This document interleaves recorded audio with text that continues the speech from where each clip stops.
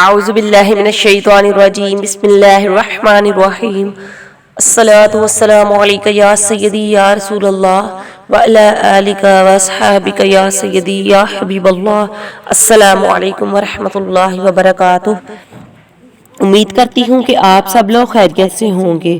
ناظرین، آج آپ کے لیے جو وظیفہ لے کر آئی ہوں، ایسا وظیفہ ہے کہ آپ اللہ تبارک تعالیٰ سے جب بھی کوئی دعا کریں گے تو انشاءاللہ تعالی اللہ پاک نے چاہا تو آپ کی ہر قسم کی دعا قبول و منظور فرما لی جائے گی۔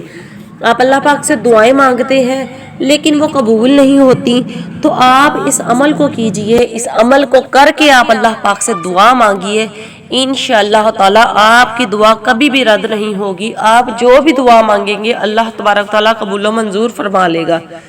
اللہ پاک سے بس آپ نے دل سے دعا کرنی ہے اور یقین اللہ پاک پر کرنا ہے کہ دعاؤں کو قبول کرنے والی ذات صرف اور صرف اللہ پاک کی ہے۔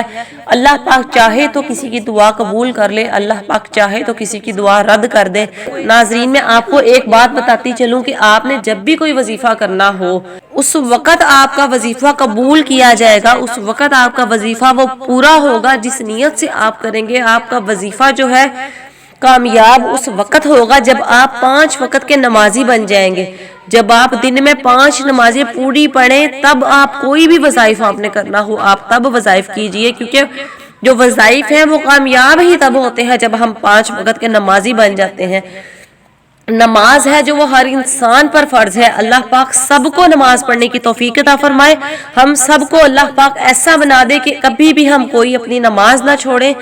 آپ سب سے پہلے اپنے آپ کو 5 وقت کی نمازوں کا پابند بنائیں، اس کے بعد آپ کوئی بھی وظیفہ کریں گے تو اللہ تبارک تعالیٰ کے حکم سے آپ کا ہر وظیفہ کامیاب ہو جائے گا، آپ کا وظیفہ کرنے کا مقصد بھی پورا ہو جائے گا۔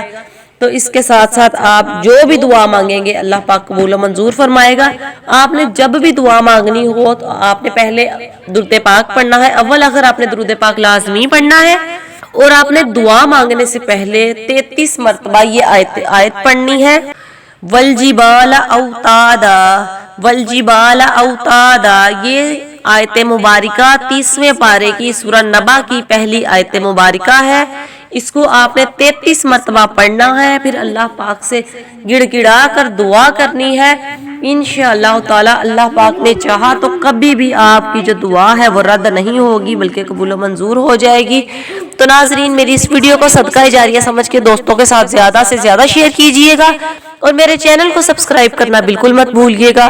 بیل آئیکن کا بٹن پریس کر دے تاکہ ہر آنے والی ویڈیو آپ تک بآسانی پہنچ جائے۔ مجھے بھی دعاؤں میں یاد رکھیے گا۔ اللہ پاک آپ کی ہر جائز حاجت کو پورا فرمائے۔ جزاک اللہ۔